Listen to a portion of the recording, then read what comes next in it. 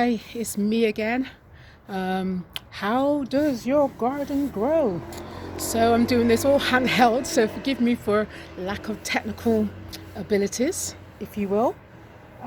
So I just wanted to share with you in this space a little bit about what I did, or no, what we did, sorry, we, the collective we, and about changing one seed at a time. So, once upon a time, no, sorry, I won't do that. I'm going to give you the short version because I got a feeling you'd appreciate that today. And we'll talk more later, which would be really, really good. So the quick version is I had lots of seeds. So friends, community, then the library through Friends of St Paul's Library, then a poetry workshop, then finding out about Ron Finley through that poetry workshop. Again, community and friendship. And then now we have Flourishing in St Paul's. And it's been an utter delight, a wonderful experience. Even with the downs, you grow.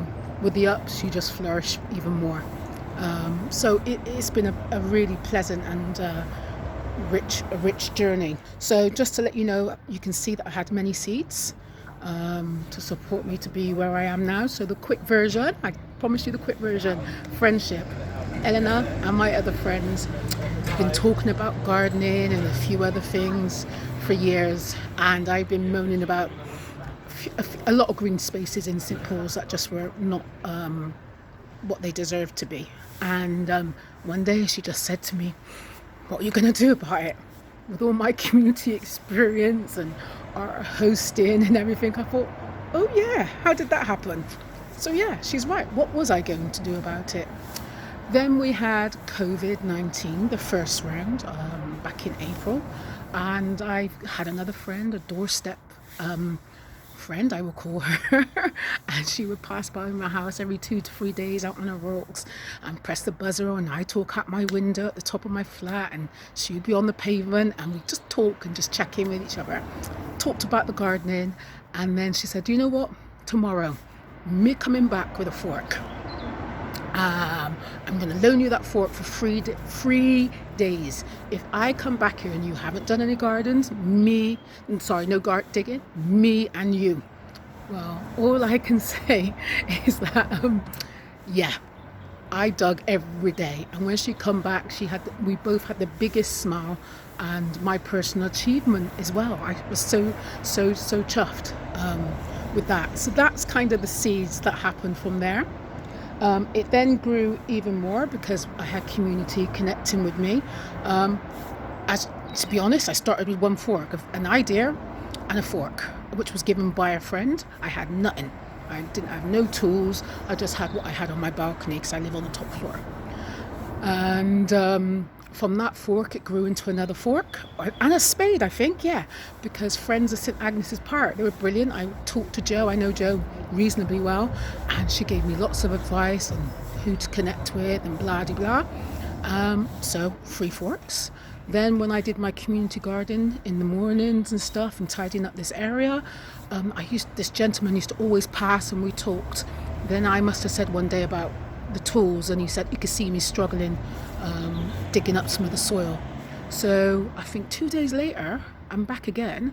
He comes back with about 4 items for me that he's recycled. I think it was a hoe. He had to explain what some of these items were because I'll be honest, I've never seen a hoe before.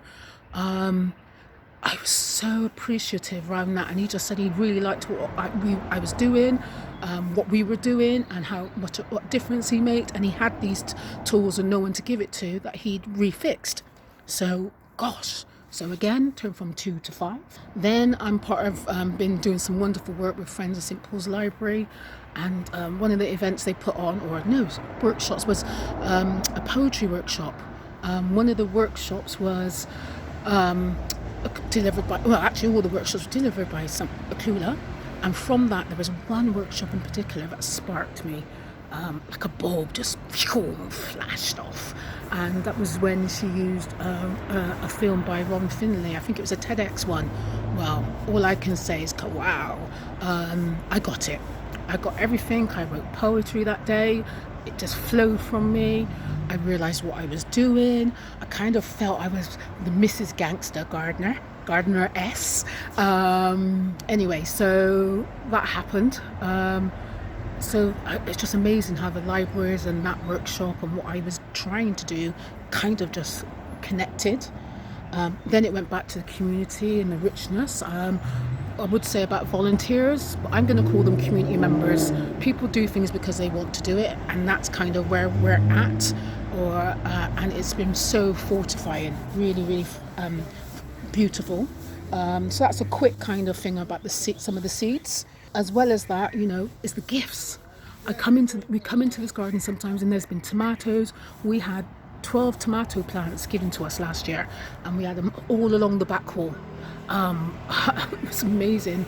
We had some plants given to us. Sometimes it was just little gifts just left by people. We had people crossing the road telling us about trees that they would donate and other stuff. So all of that is just beginning to flourish even more.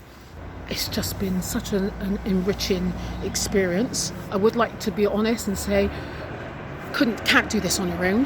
I have had support. I have even had the council.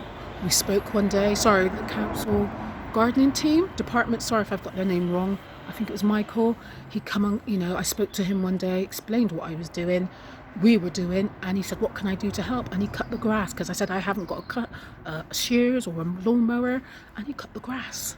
He cut all around, and he left everything else as it was, because I think they can see what's happening, and we appreciate them and they appreciate us. A young girl walking past with her mother, we always talk, and she's watching the pumpkins grow, and I don't know I was growing pumpkins and they got bigger, and we always talk and what she'd like to see and da-da-da-da.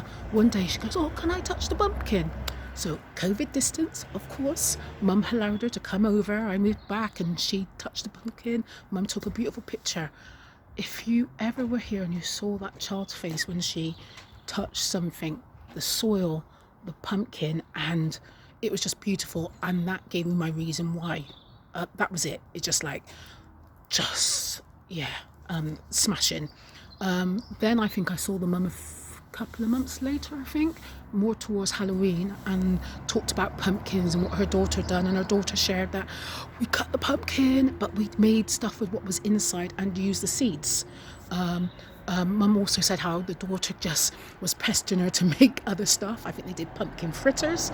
And I said, well, how did you do all this stuff? And she said, we had to go online because the libraries weren't open at the moment. And she shared all the stuff the stuff that they made. I think they even did a vegetable curry with pumpkin, I think, as well. It was absolutely outstanding. And from that, we talked about libraries online. We talked about the recipes. And there's a saying that Ron Finley has. He says many good things, yes. But one of them is a child who grows kale will eat kale. Well, there you go. Young person touch the pumpkin. We've had young people touch the tomatoes, take the tomatoes, and they come back and share with us the stories. Now, those stories and that community engagement can be even more flourished by then them going to the library or online, what they're going to cook and make with that stuff. And that's really all I want to share with you today. And just thank you. Let's get to it. Let's talk.